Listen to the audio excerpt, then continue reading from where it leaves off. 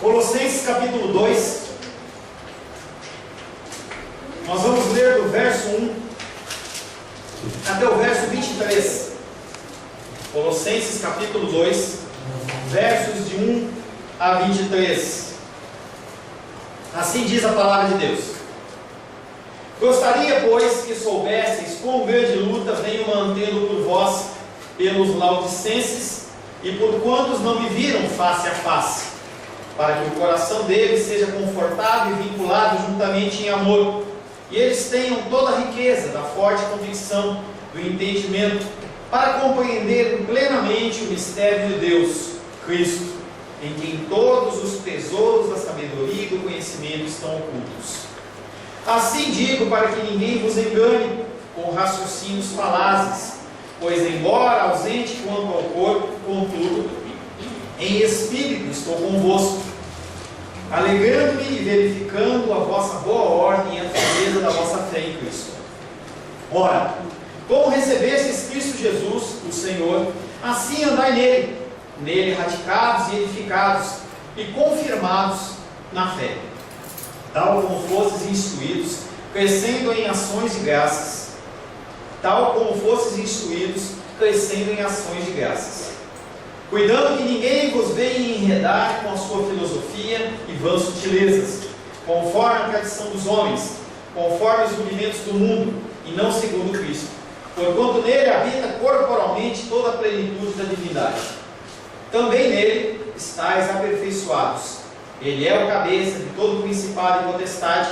Nele também fostes circuncidados, não por intermédio de mãos, mas no despojamento do corpo da carne, que é a circuncisão de Cristo, tendo sido sepultados juntamente com Ele no batismo, no qual igualmente fostes ressuscitados mediante a fé no poder de Deus que o ressuscitou dentre os mortos. E a vós outros, que estáveis mortos pelas vossas transgressões e pela incircuncisão da vossa carne, vos deu vida junto com Ele, perdoando todos os nossos delitos, tendo cancelado o escrito de dívida que era contra nós e que constava de ordenanças, o qual nos era prejudicial, removeu-o inteiramente, encravando-o na cruz, e despojando os principados e as potestades, publicamente os expôs ao desprezo, triunfando deles na cruz. Ninguém, pois, vos julgue por causa de comida e bebida, ou de dia de festa, ou lua nova, ou sábados, porque tudo isso tem sido sombra das coisas que haviam de vir, porém o corpo é de Cristo. Ninguém se faça árbitro contra vós outros, pretextando humildade contra os anjos, baseando-se em visões, enfatuado, sem motivo algum na sua mente carnal, e não retendo a cabeça, da qual todo o corpo, suprido e bem vinculado por suas juntas e ligamentos, cresce o crescimento que procede de Deus. Se morresses com Cristo, para os rudimentos do mundo, por quê? Como se vivesseis no mundo, vos sujeitais a ordenanças. Não manuseis isso, não proves aquilo, não toques aquilo outro, segundo os preceitos e doutrinas dos homens? Pois que todas essas coisas com o uso se destroem, tal coisas com efeito têm aparência de sabedoria, como culto de si mesmo, e de falsa humildade, e de rigor ascético, e todavia não tem valor algum contra a sensualidade. Palavra do Senhor, amém? Amém. Senhor, em nome de Jesus, mais uma vez lemos a Tua Palavra. É um privilégio, Senhor, estar na Tua casa. É um privilégio podermos ouvir a Tua voz através da Tua Palavra, Senhor. Nós clamamos pela presença do Teu Espírito Santo.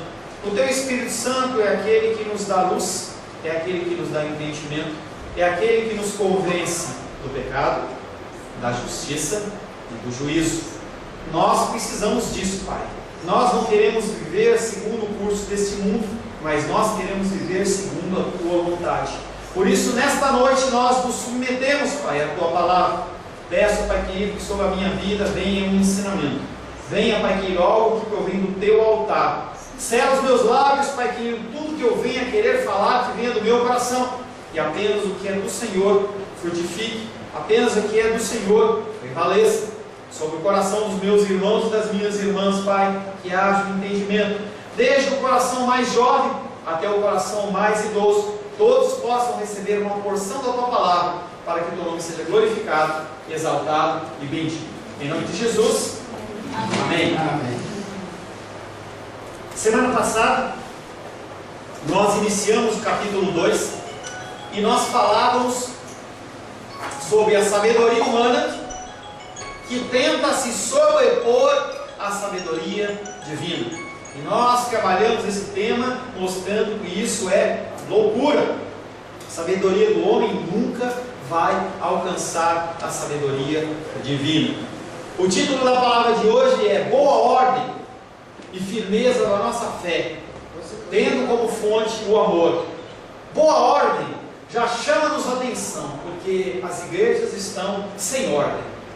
As pessoas elas acham que qualquer coisa pode ser uma oferta a Deus.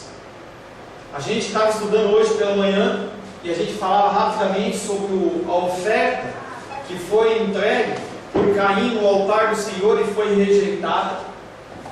E nós falamos sobre esse tema dizendo que Deus ele tem preferências, ele tem coisas que ele define como coisas agradáveis a ele, e ele não pede que você entregue nada, mas se você quer entregar, você tem que entregar segundo os seus padrões. E Caim naquele momento ele fez o que era da vontade dele, ele entregou quando ele quis, e o Senhor o rejeitou. Então não havia boa ordem. Junto de boa ordem nós vamos estar falando sobre a firmeza da fé. A fé ela tem que ser firme, a fé não pode ser vacilante. A gente estava em São Sebastião lá na praia nesse fim de ano, e a gente estava no mar e a gente via as ondas que elas iam e vinham. A nossa fé não pode ser como uma fé como essa, que vai e volta. A fé tem que ser firme, mas firme em amor. Título da palavra, repetindo, boa ordem e a firmeza de nossa fé, tendo como fonte o amor. Versículo 3 de Colossenses capítulo 2: nele se acham escondidos os tesouros da sabedoria e do conhecimento. Esse mistério que o apóstolo Paulo fala é um mistério que se chama Cristo. E esse é um mistério que ele não é revelado de uma vez. Não. Quando você aceita Cristo como Salvador, quando você inicia a sua caminhada, você tem um vislumbre de algo que está por acontecer. E essa revelação progressiva, ela acontece na tua caminhada. Alguns atravessam a porta da salvação e sentam na grama, não querem mais. Outros continuam caminhando por um breve tempo, talvez a idade, talvez o tempo de casa, talvez algum outro fator leva a pessoa a parar, mas a verdade é que nós temos que continuar caminhando, nós temos que continuar buscando ao Senhor, porque Ele se revela de uma maneira progressiva, e nada que é compreensível à minha mente é a sua mente. Você pode fazer um plano: bom, eu quero comprar um carro, meu carro custa 30 mil reais, 40 mil reais, eu vou colocar um tanto de dinheiro na poupança, depois de um tempo eu compro esse carro à vista, ou então eu entro no consórcio, ou entro no financiamento, e aí você faz planos, mas dentro dos caminhos do Senhor, a revelação de Cristo é algo que transcende a nossa programação, transcende a nossa vontade, é acima do que nós podemos pedir, pensar ou imaginar. Deus ele age da maneira que Ele quer e como Ele quer.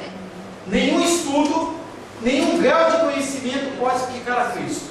Se a pessoa não tem o Espírito Santo e ela se debruçar em cima da palavra, ela se debruçar em cima de comentários bíblicos, se ela estudar hebraico e grego e não houver o Espírito Santo, o máximo que ela pode conseguir é se tornar uma pessoa religiosa.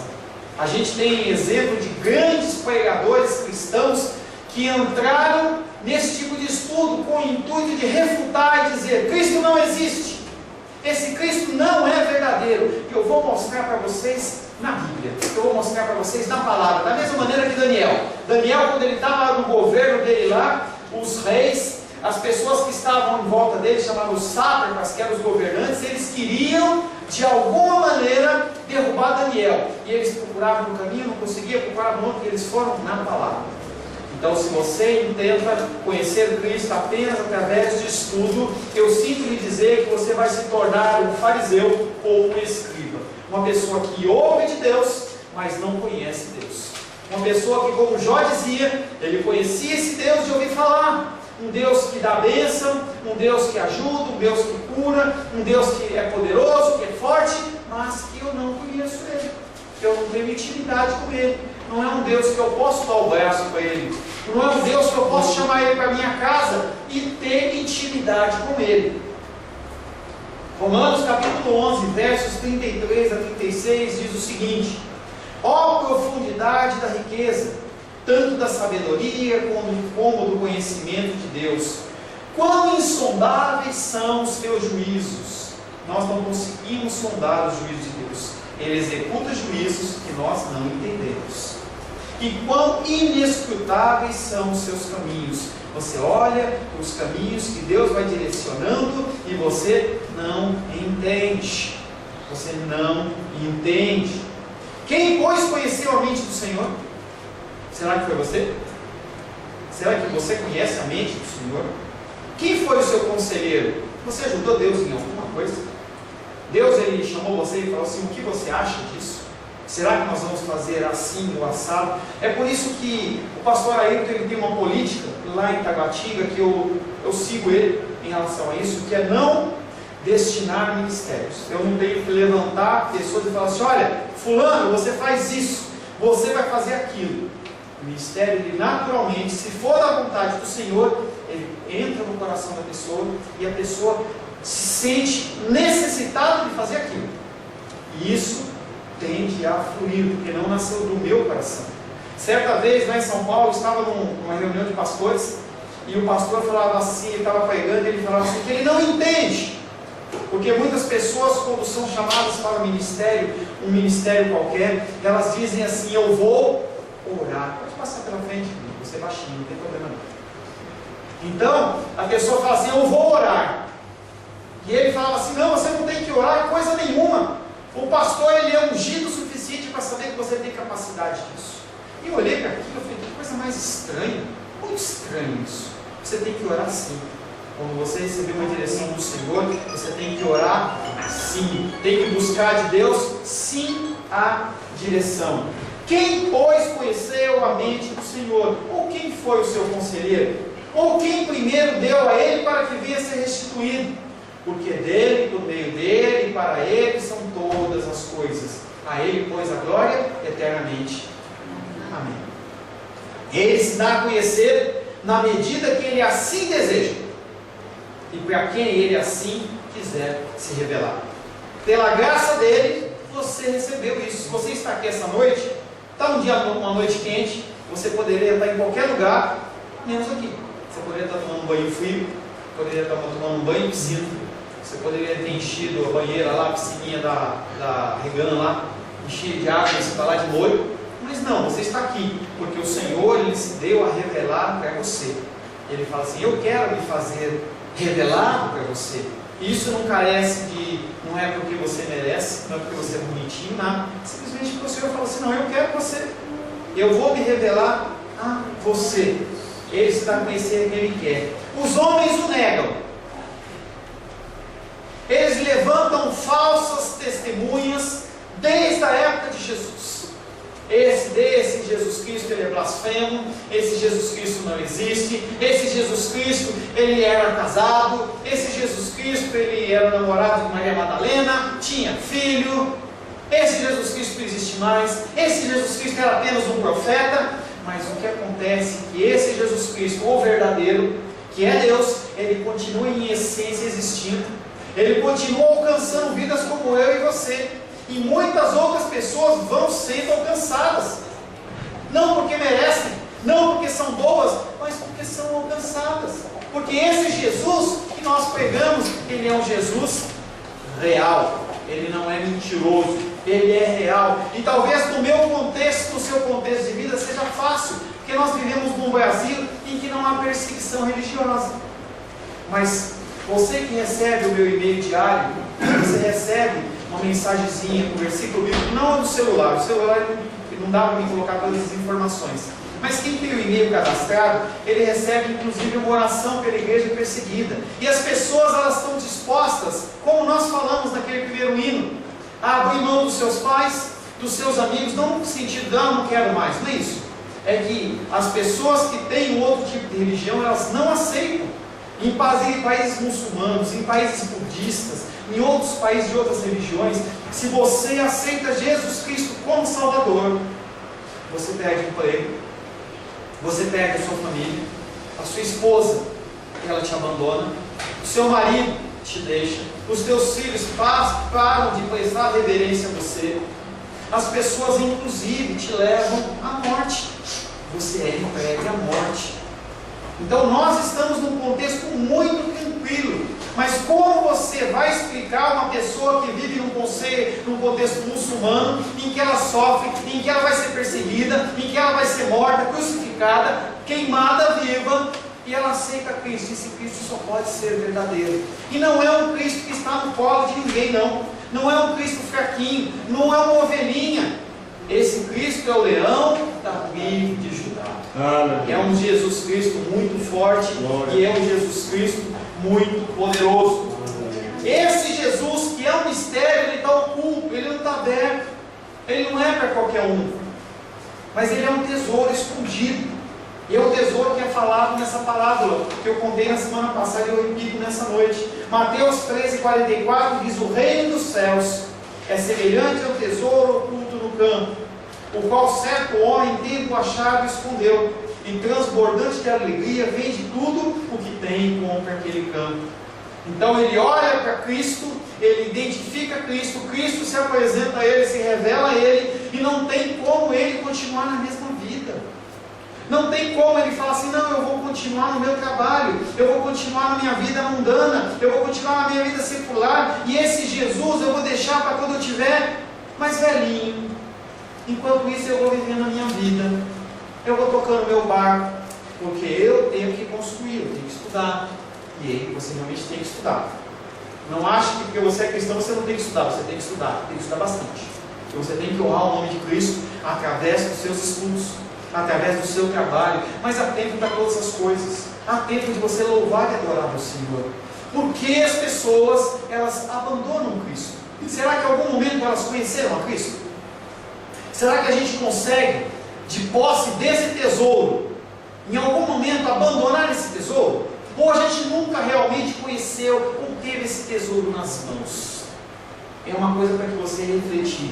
Porque aqui em Mateus diz que quando a gente sabe que tem uma coisa preciosa, a gente vende tudo, a gente larga tudo e vai atrás desse tesouro.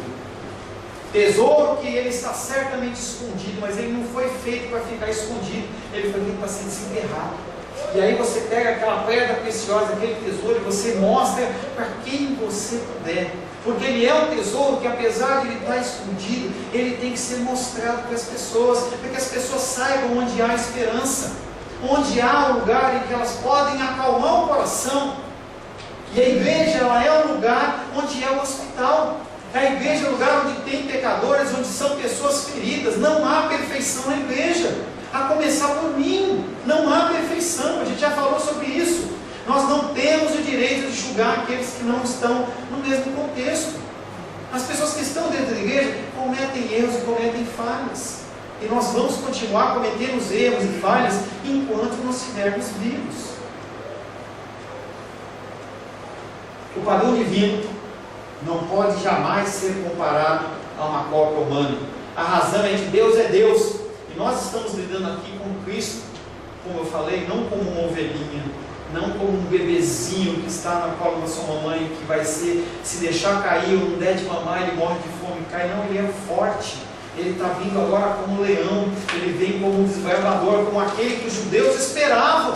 Os judeus esperavam alguém que vinha destruindo o Império Romano.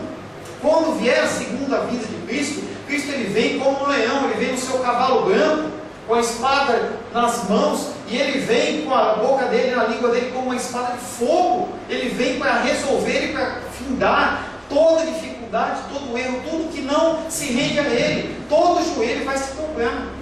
E aí os judeus eles vão olhar e falar: realmente aquele era o Senhor. Mas o Senhor tem propósito em todas coisas. A razão que Deus é Deus e Ele não é um cordeirinho. A sabedoria divina, ela é aquela que controla todas as coisas. Controla as dificuldades, controla os maremotos, controla os assassinatos. A gente acha que o demônio ele tem poder, mas ele não tem poder, ele é simplesmente um funcionário de Deus. E as pessoas ficam amarrando, ficam repreendendo coisas que são um pecado meu e seu, e não adianta você repreender.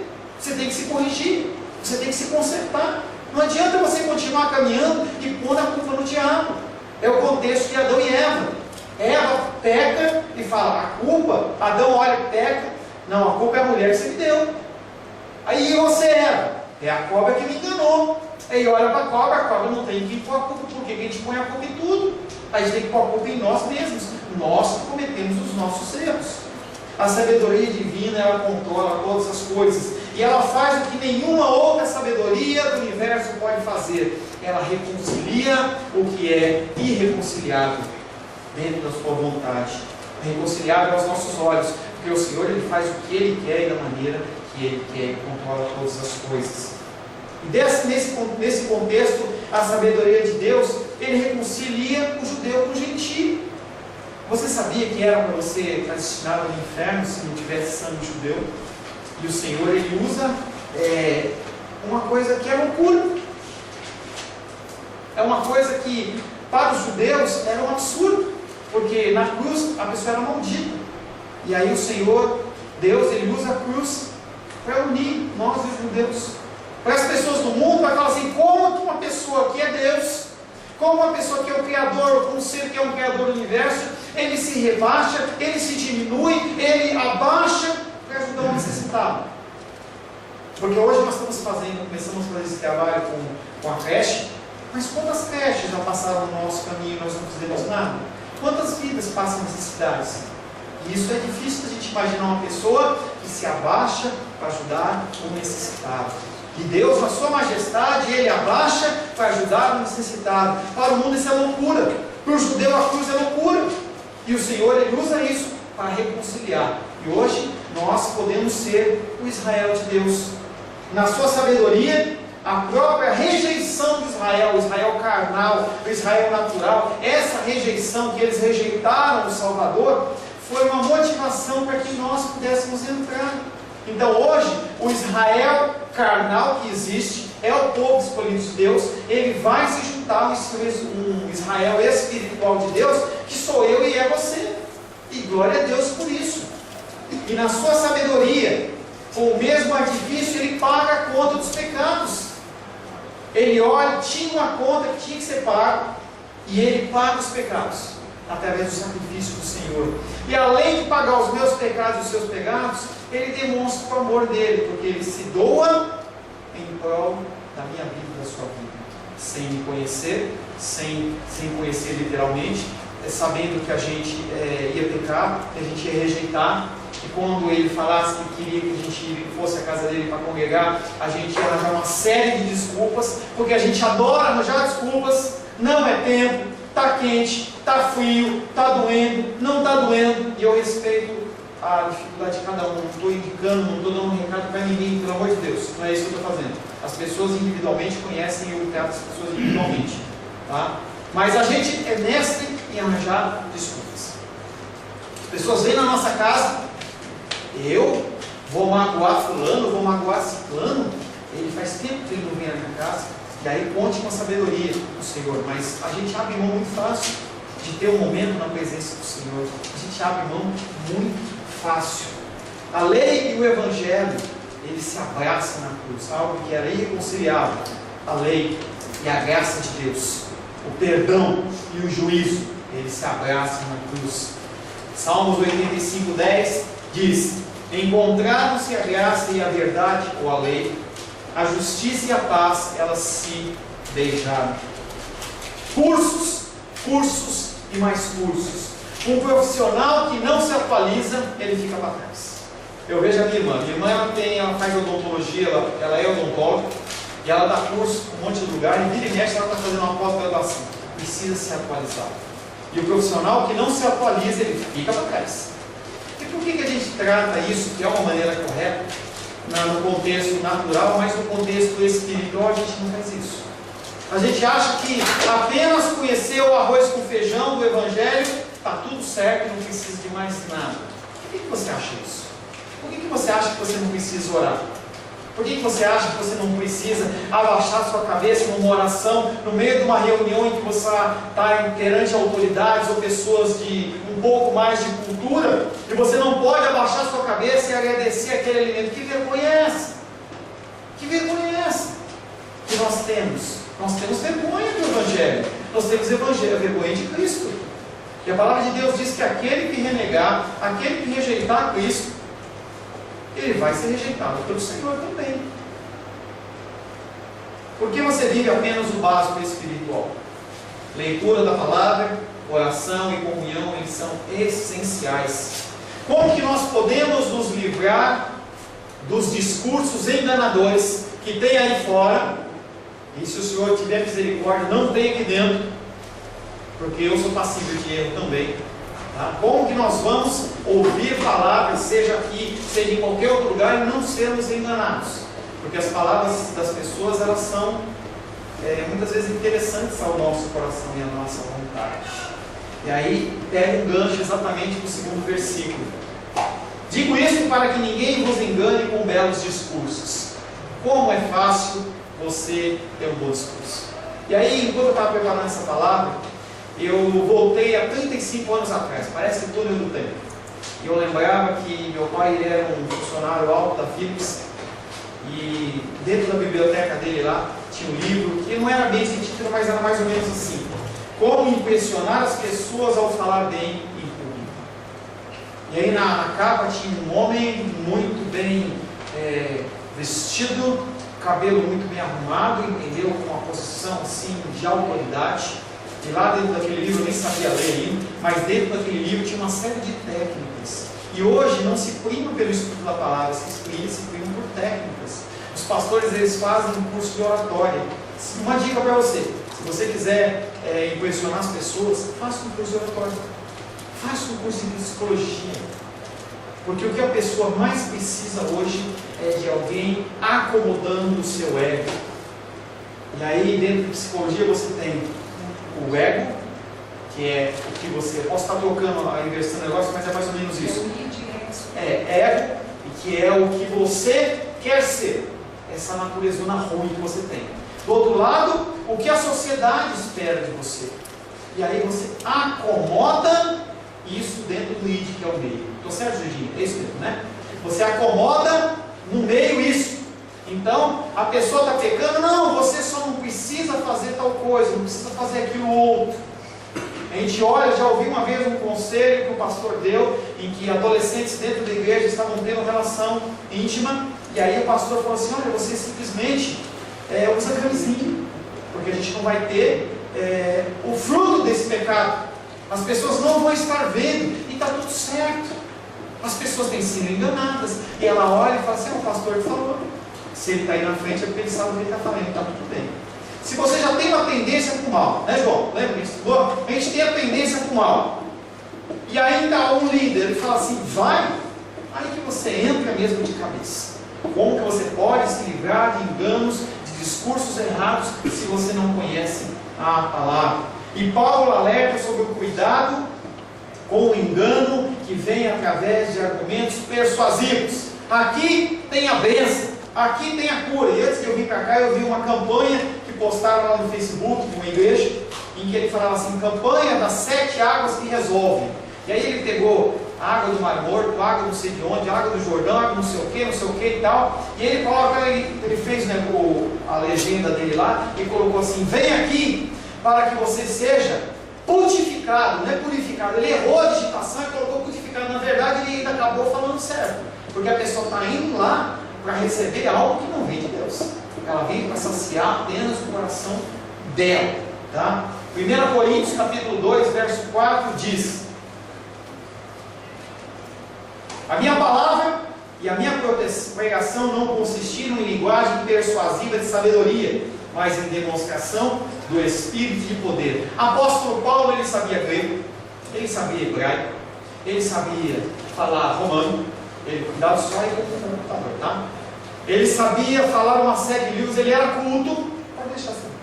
Ele conhecia, ele tinha cultura, ele entendia das coisas e ele tinha toda a capacidade de enrolar as pessoas dentro do discurso dele. E quando ele fala para os coríntios, ele fala assim: Coríntios, o que eu falei para vocês, eu não falei do meu coração, eu não falei do meu estudo, eu não falei das minhas viagens, mas eu falei na simplicidade do Evangelho, porque eu quero que vocês se firmem na palavra de Deus, e não na minha palavra, não na minha figura, porque se em algum momento eu vier a pecar de uma maneira que seja insustentável de vocês continuarem comigo, vocês têm que continuar uma vida cristã.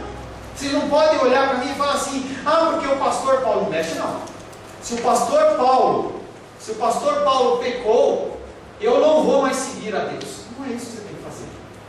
Você tem que continuar seguindo o seu caminho, sabendo que seres humanos são falhos, são pecadores.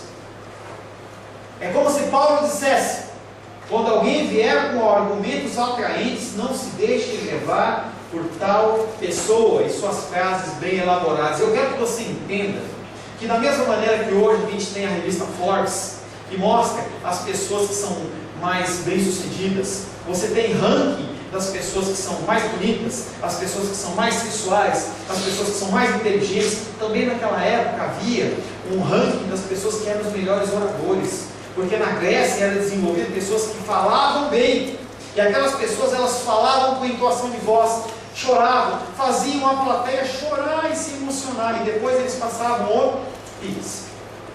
Então os coríntios e toda aquela região, ela estava acostumada a ouvir pessoas que falavam bem. O apóstolo Paulo, ele não era bonitão, a palavra dá a entender que ele era baixinho, careca, ele não era como Saul, que era lindão, então ele não era uma pessoa que era atraente.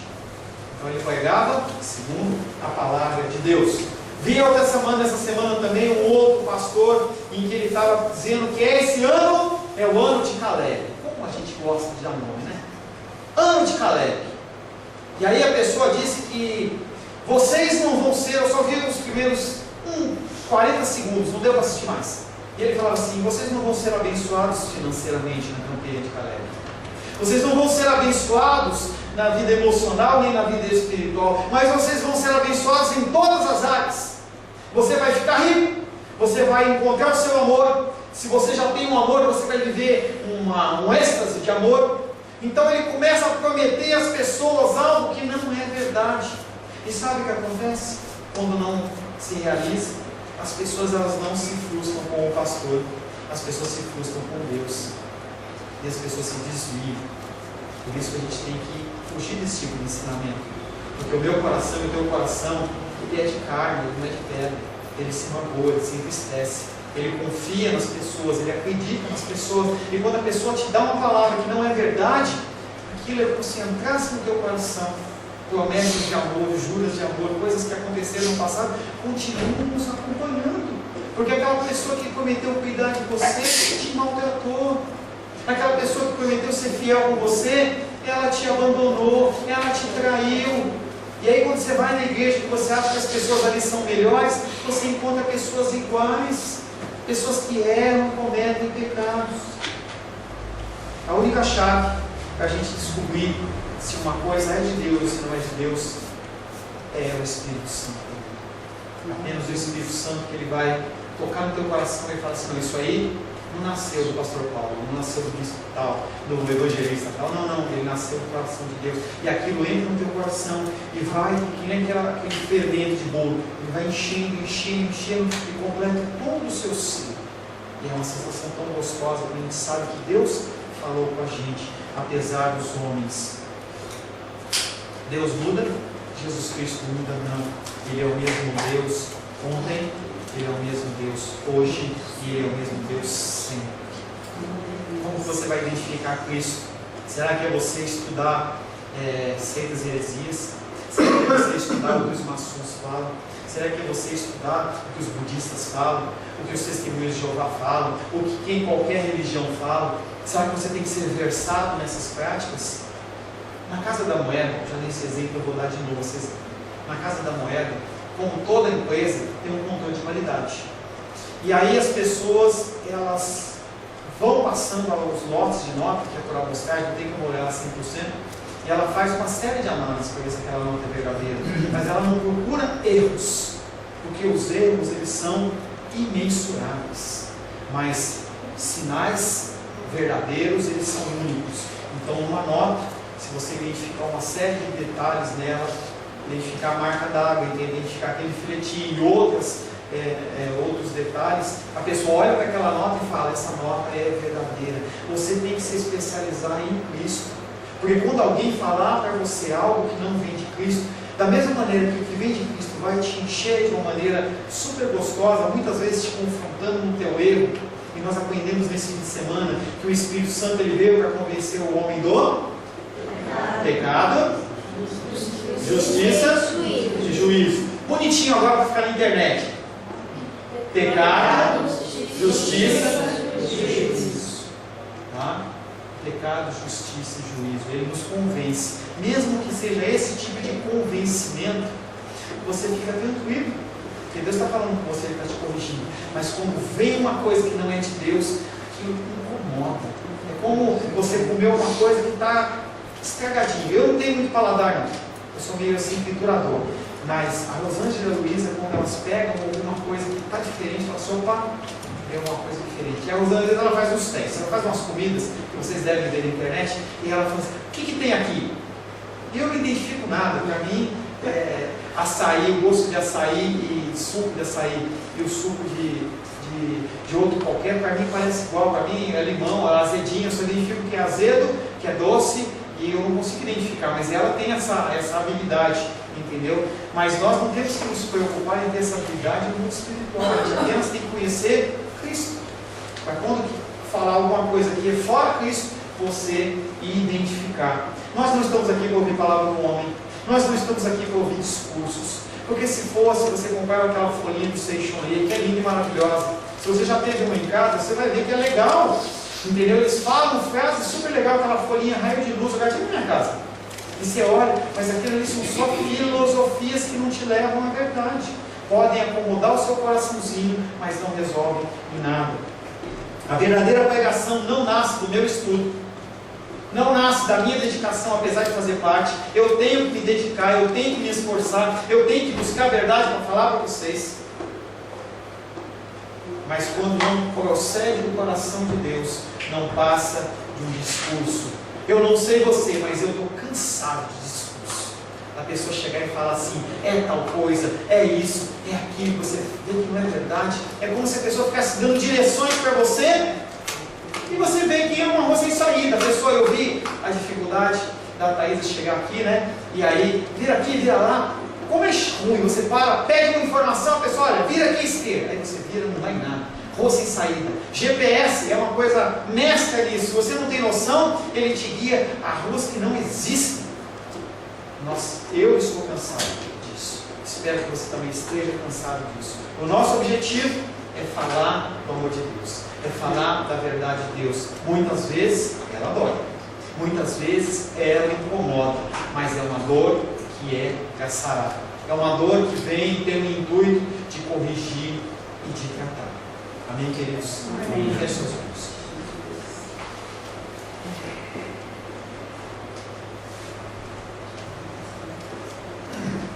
Senhor Deus, Tu és santo, Tu és lindo, Tu és maravilhoso, Tu és aquele guerreiro, Tu és aquele que há de vir.